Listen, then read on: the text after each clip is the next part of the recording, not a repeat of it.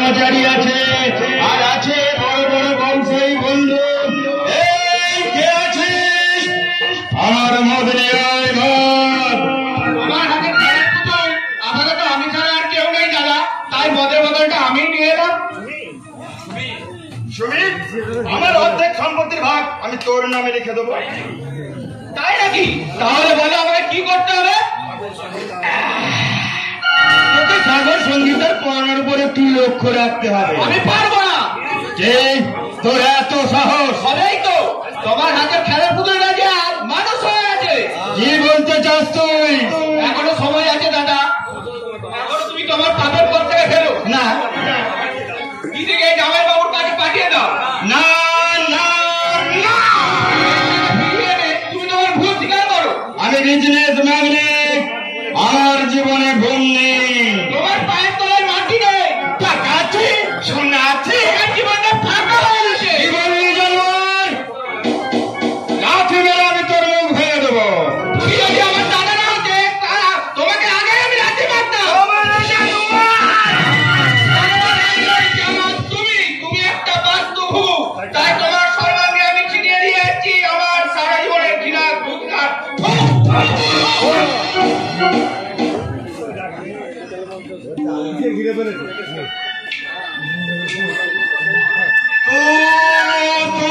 করে থাকলে তোর মতন অনেক কুকুর আমার পায়ের তলায়।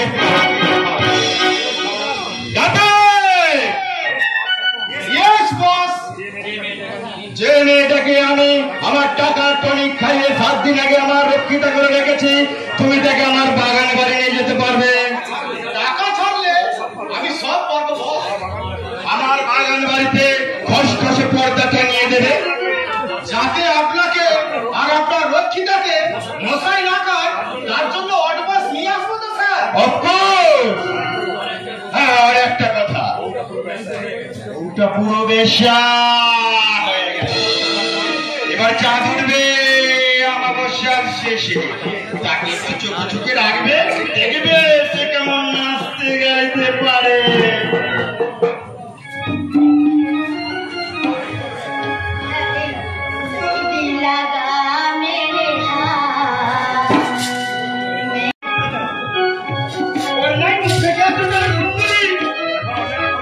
কন্যাকে আগেবার খোলো।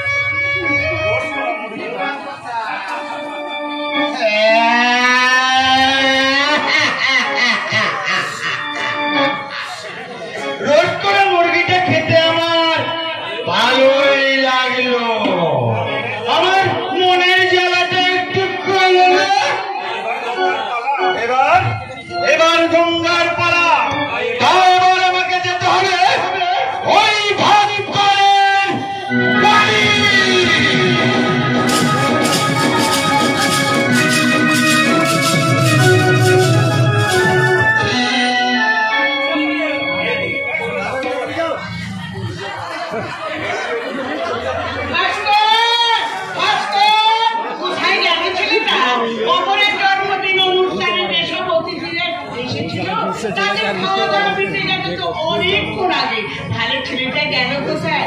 ভাস্কর, ওরে ও ভাস্কর, আপনার ছেলে তো বাড়িতে নেই মা। ভাস্কর বাড়িতে নেই, তাহলে গেল কোথায়? মা, আপনার ছেলে যে পুরস্কারটা পেয়েছে সেটা যে প্রকাশক ছেপেছিলেন সেই ভদ্রলোককে বাড়ি পৌঁছে দিতে গেছে। ভাস্করের আমার কর্তব্যের শেষ নেই। ও তাই বুঝি সবই আপনার ছেলে করে, আমি বুঝি কিচ্ছু করি না। আচ্ছা, ঠিকই বলেছেন মা, আপনি ঠিকই বলেছেন। মায়েদের কাছে সবসময় তার ছেলেই আপন হয়, আর বইয়েরা যতই খেটে পড়ুক বইয়েদের কপালে শুধু বদনাম আর বদনাম। এই মেয়ে, তুই কি রাত দুপুরে শাশুড়ির সঙ্গে ঝগড়া করতে যা কথা বলবি না? আপনি যতই ডাকুন আমি কিছুতেই সাড়া দেবো না। আপনাকে সময়ে চা করে দেবো না, রান্না করে দেবো না, কোনো কথাই বলবো না। তাহলে শোন, তখন আমি কি করবো জানিস? কি মা? ওকে এমনি করে বুকে চেপে ধরে আদর করে বলবো, মা, ওরে ওরে বোকা মেয়ে, তোর মতো একটা বুলবুলি পাখি যদি কথা না বলে, তুই যে আমার ঘরের লক্ষ্মী মা। মা, হাত করে কি ক্ষমতা ছিল? তুই যদি পাশে দাঁড়িয়ে তাকে সাহায্য না করতে, বলে সে তো শুধু বাইরে ছোটাছুটি করেছিল, তুই তো আমার ঘর সামনেছিস মা। মাগো, তাই তো সকলের আড়ালে লুকে লুকে আমি ভগবানকে ডেকে ডেকে বলি, ও গো ঠাকুর, আমি যেন জন্ম জন্মান্তর এই ফকিরটার মতো বউমা আছে মা। মা, তুমি শুধু প্রতিপদিকেই চাও, তোমার ছেলেকে চাও না? অমর, আজ আমার জন্মদিন, আজকে দিনে সব থেকে ভেট পেলাম আমি, আমার কোলের ছেলে আমি, সেই আমি থাকতে ও তোমার এত বেশি আপন হয়ে গেল মা। সবই কপাল ঠাকুরপো, সবই কপাল। ওরে বোকা ছেলে, ওই ছেলের বউকে আপন করে নিতে হয়, তাতে পরের মেয়ে না ভেবে করে নিতে হয়। মা, তাই তো এখানে যত শাশুড়ি আছে, যত বউমায়েরা আছে, তাদের আমি বলছি শোনো, যে সংসারে শাশুড়িরা ছেলের বউকে নিজের মেয়ের মতো মনে করে, আর বউমায়েরাও যদি শাশুড়িকে নিজের মায়ের মতো মনে করে, সেই সংসারে শাশুড়ি মেয়ে ঝগড়া দিয়ে কোনোদিন অশান্তি হয় না রে মা, কোনোদিন অশান্তি হবে না, কোনোদিন। এই যে শুনলে তো ঠাকুরপো, মা কেমন সকলের সামনে আমাকে ভালোবাসার কথা বলে গেল। তা তো বলবেই, তুমি আসার পর থেকে মায়ের ঘরে সমান সমান ভাগ হয়ে গেছে। আবার ভাগ হয়ে যাবে?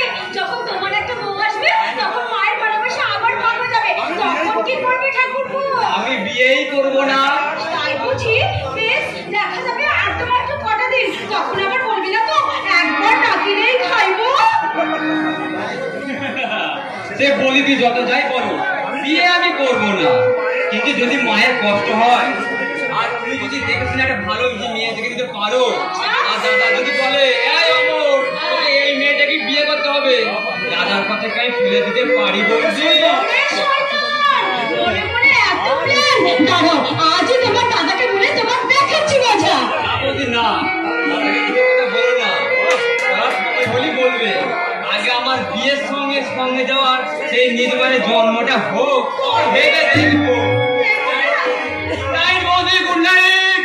Good night. সত্যি ছেলেটা না বড় পিচ্চু হয়েছে, আমাকে একেবারে পাগল করে দেবে। কিন্তু সেই মানুষটা আমার কোথায় গেছে কে জানে, কখন ফিরবে কে জানে। না না, আমার বড় ঘুম পেয়েছে, আমি বরং এখানটা একটু ঘুমিয়ে নেব।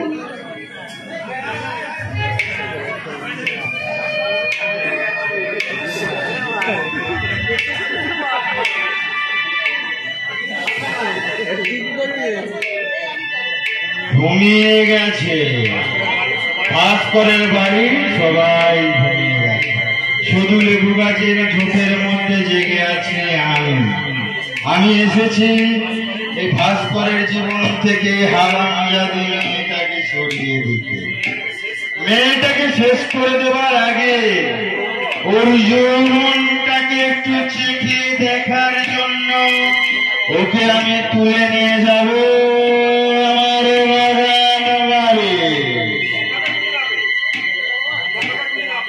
গঙ্গাকে খুঁজে না পেয়ে ভাস্করের লেখার কলম চিরদিনের মতো বন্ধ হয়ে যাবে। কে এখানে? কে যেন কথা বলছে? আমি কে আপনি? এবারে নিশি কুটুম্ব। এত রাতে আপনি এখানে কেন?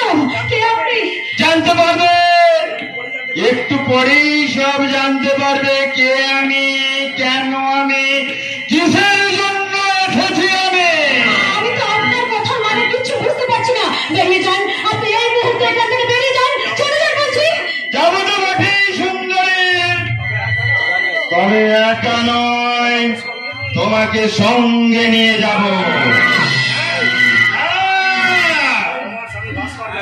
স্বামী ভাস্কর যেমন আমার মান সম্মান ধুলোর সাথে মিশিয়ে দিয়েছে, আমার বংশার চরম ক্ষতি করেছে, আমিও তো নেই। ভাস্করের জীবন থেকে তোমাকে চুরি করে নিয়ে যাব।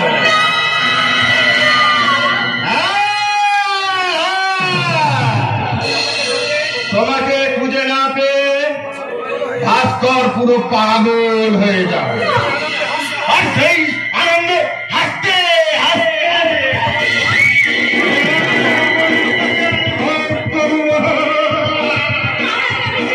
সবাইকে জানিয়ে দেবো।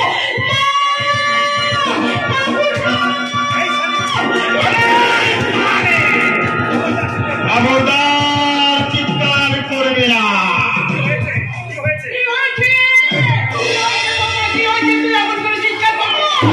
দেখুন না, ওই শয়তানটা আমাকে এখানে জোর করে তুলে নিয়ে যেতে চাইছে।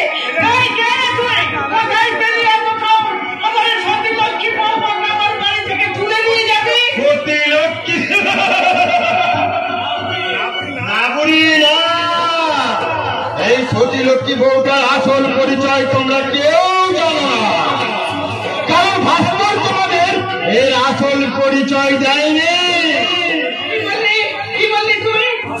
ভাস্কর আসল পরিচয় দেয়নি? এসব কি বলছো? আমার যে ভীষণ কষ্ট হচ্ছে। আপনি শান্ত হন, ও যা বলছে সব মিথ্যে কথা বলছে। আপনি বলেন আপনার ছেলে এলে আপনার ছেলের কাছে সব কথা শুনবেন না। ছেলে আসার আগে আমার কাছে শুনে নে বুড়ি, ভাস্করের আসল বউ সঙ্গীতা। এ হচ্ছে দেহ প্রসারিণী এক গণিকা।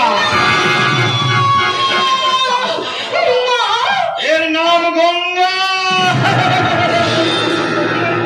এ তোমার সঙ্গে অভিনয় করেছে, তোমাকে ঠকিয়েছে।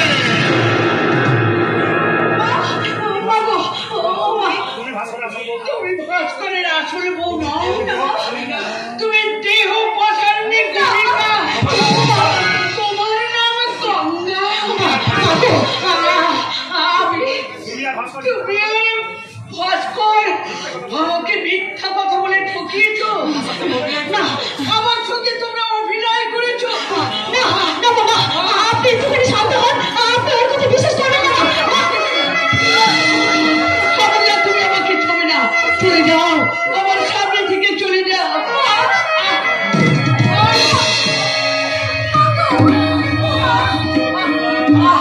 আমি আমি আমি চলছি।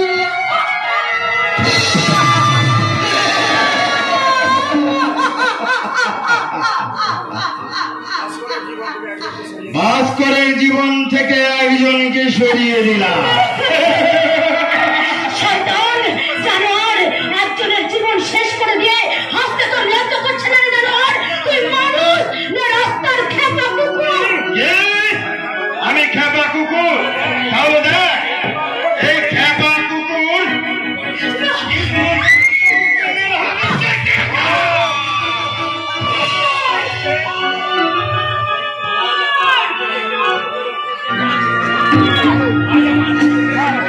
আমার হাত থেকে তোকে কেউ রেহাই করতে পারবে না।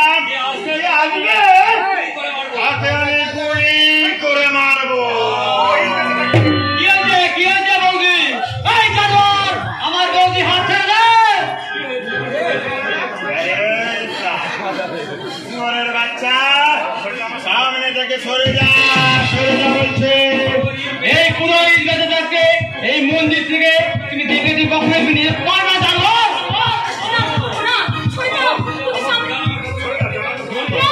নাটক করবো না, সরে যাও তুমি, তুমি সামনে থেকে সরে যাও, নাহলে ওই জানোয়ারটা তোমাকে গুলি করতে পারে। ওই জানোয়ারটা আমার মাকে মেরে ফেলেছে, হয়তো তোমাকেও মেরে ফেলবে। আমার জন্য তুমি জীবন দেবে, কাজে হতে পারে না ঠাকুরপো। চলে যাও, তুমি চলে যাও। এই জানোয়ারটার জন্য আমার মা মারা গেছে, এরপরেও আমি চুপ করে থাকবো বৌদি? এই জানোয়ার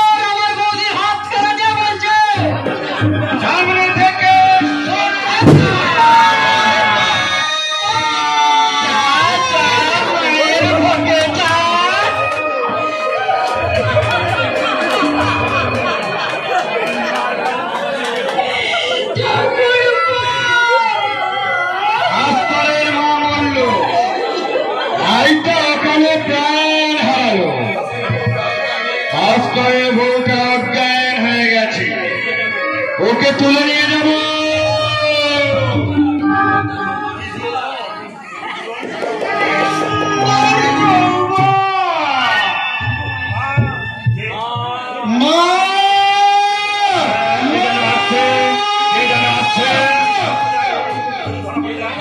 যদি ধরা পড়ে যায়, ভাস্করের বউটাকে আমি নিয়ে যেতে পারলাম না, আমি এখন পালা।